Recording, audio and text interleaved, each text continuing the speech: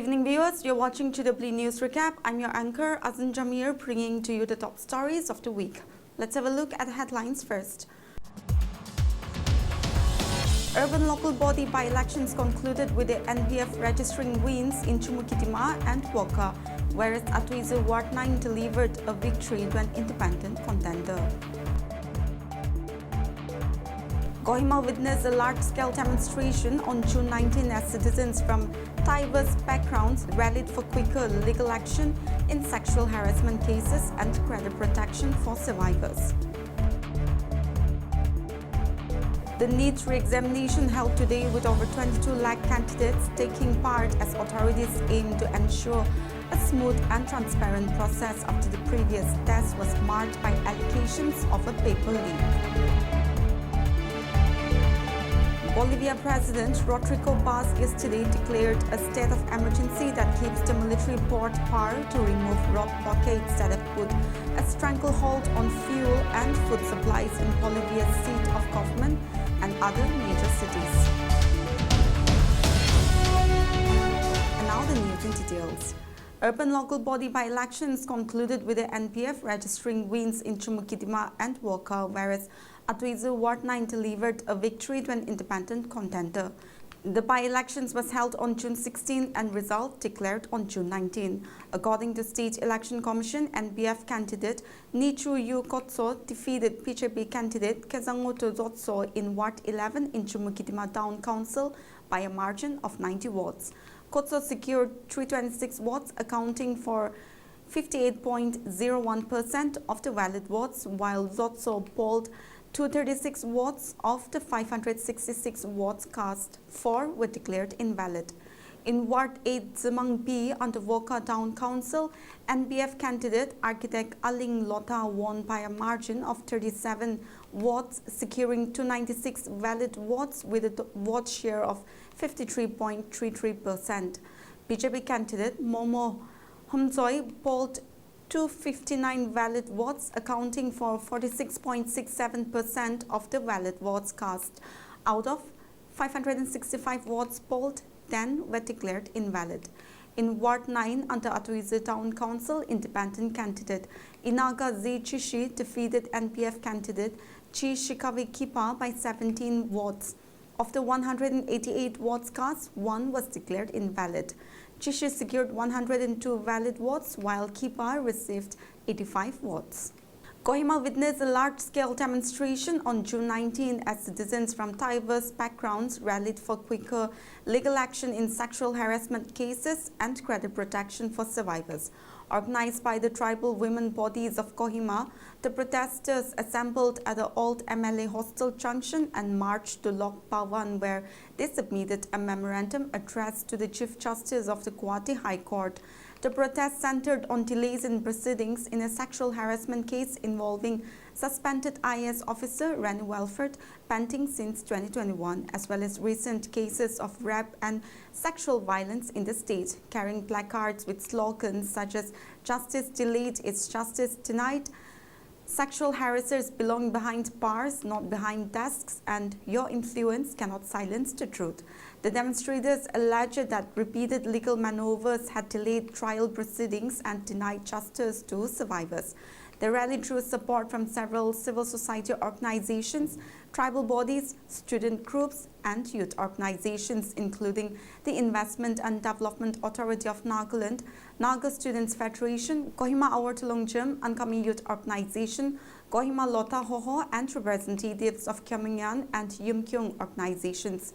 In the memorandum, the TWBK expressed concern over what it termed persistent attempts to delay proceedings in the sexual harassment case involving Rani Welford, alleging that the repeated adjournments undermine public confidence in the justice delivery system and embolden offenders.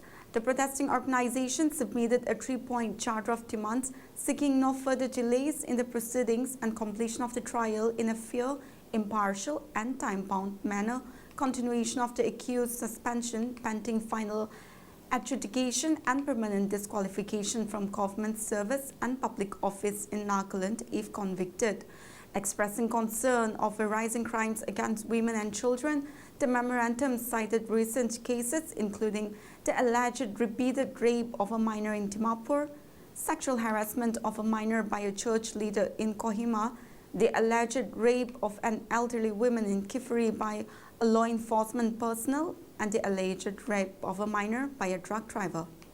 The women bodies demanded exemplary punishment for the offenders and speedy disposal of all pending cases, warning that prolonged delays in trials contribute to a growing sense of impunity.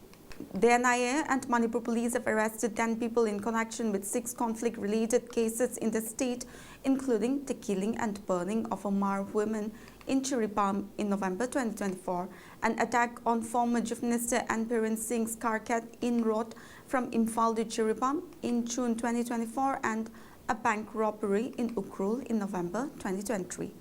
According to an NIA statement, the arrests were made during multiple location search operations in Imphal East, Imphal West, Bishnupur, Churachandpur, Ukhrul, Chandel and Perzol districts in coordination with Manipur Police and CRPF. The cases include the robbery of a rupees 18.85 crore from a Punjab National Bank branch in Ukhrul in November 2023, which was later taken over by the NIA. The cases also include the brutal killing of a 33-year-old Mar woman in a Chiripam village in November 2024, which triggered a cycle of violence in the district, and the attack on the Chief Minister's Karkat travelling from Imphal to Chiripam in June 2024, in which 2 members of the convoy sustained bullet injuries. The cases further include a mob storming an IRP camp in Imphal East and looting weapons in February 2024, and the firing on CRPF personnel in Bishnupur in April 2024 that left 2 personnel dead.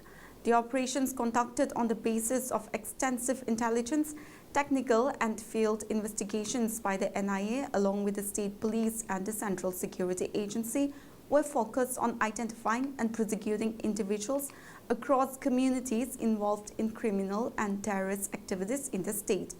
NIA accepts the arrest to reveal significant information about the planning, execution and support networks involved in the cases of violence. The agency is also examining possible linkages between the various incidents as well as the individuals and groups involved in the insurgency, said the NIA in a statement.